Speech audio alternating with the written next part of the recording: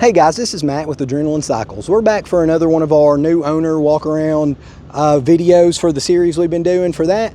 Basically for anybody who had their machine delivered or bought from a dealer who didn't get the walk around to go over the oil change intervals, maintenance, etc. So we're looking at the Commander lineup today. We have an XT 1000R. This is kind of middle of the line. There is the XTP, and then there's the XMR, and there's the DPS 700, and we'll touch on those a little bit as well, but there's not a lot different across the board on those. So the XTP is going to come with your bumper, winch, and roof, and we'll go over how to use the winch. The only difference for your 700, no roof, no winch, no bumper, and all that'll really affect you is you won't need to know how to use the winch controls. All right, so starting off, let's show you right here real quick where the gasoline goes. It's going to be on your passenger side. The 1000R engines run 91 or 93. Then your DPS 700s will run 87. You can run higher. Obviously, it's not going to hurt it, but it's not going to help you either. All right. And then the same thing, all Can-Am engines. There's not a break-in oil change of 25 hours like some of the other brands. It is 1,000 miles, 100 hours, or 1 year, whichever comes first for your oil change. All right, guys, we're going to go back here and touch on some stuff in the bed area, oil filter location, grease points, stuff like that. So to get in here, if you apply just a little bit of pressure down, it'll allow this to release a little easier. And as you'll see, it kind of doesn't peak all the way up. So let me show you a little trick for getting in here, getting some more clearance. We're going to pull this cotter pin out.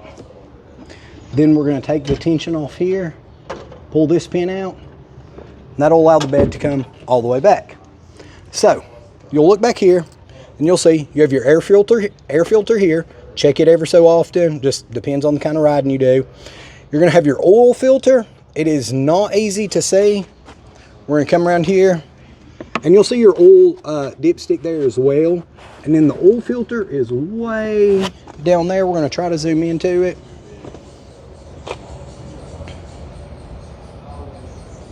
All right, and there will be your oil filter.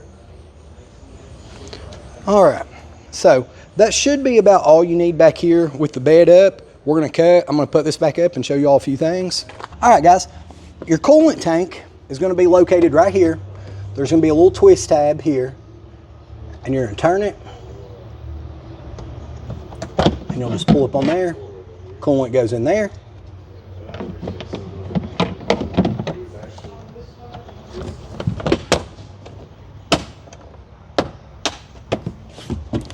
All right, and in the back, there's only gonna be 2 grease points. That will be for your rear sway bars, here and here. Again, marine grade grease. And super cool little thing back here. So, pull this down. This is kind of like a little secret storage deal. So, you're gonna grab this little pin, counterclockwise. Same thing, counterclockwise. Pull this out. You're going to shimmy this off. Comes right off. You can put it looks like it's made for a jack in here. I believe that's what it's for. And then, just to put it back on, be careful and make sure this slides over. Get all the latches lined back in place.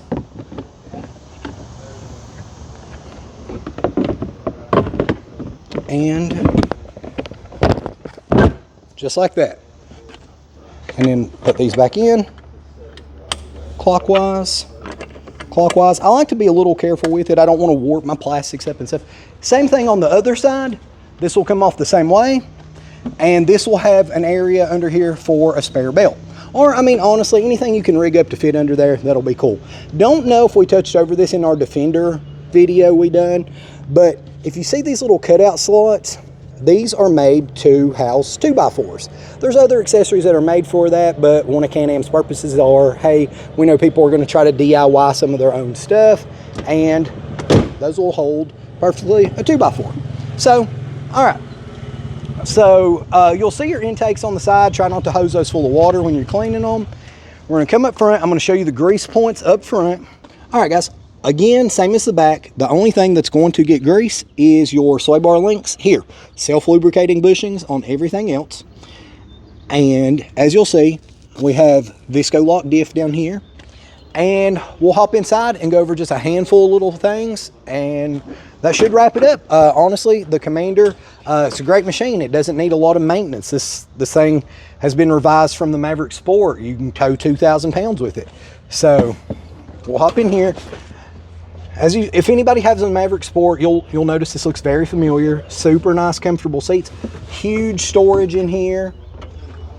Then your toolkit in there as well. All of our toolkits should have a flathead, a 4-way, it's either 2 or 4 torque sizes, and they should fit everything on here.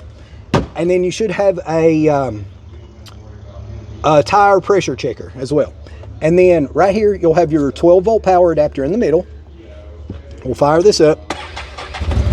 All of the Commanders come with the unlockable rear diff so that you're not messing up your yard or your farm, or you can lock it in, or 2 or 4-wheel drive. Now the XTP and the XMR will get smart lock, so you'll have your third option. If you guys have seen our other videos, you'll know smart lock is a full lockable diff. Drive mode, sport or eco, just adjusts your throttle. And then again, a tripometer menu that lets you go through and set mess with your brightness and everything. And then you'll have your winch control for your XT or your XTP or XMR right here, and your headlight controls. And guys, really, that's about it. As far as the Commander goes, it's just a tried and true, built to be simple machine, nothing fancy. Give us a call or drop questions down at the bottom. We're always available, 606-258-0005.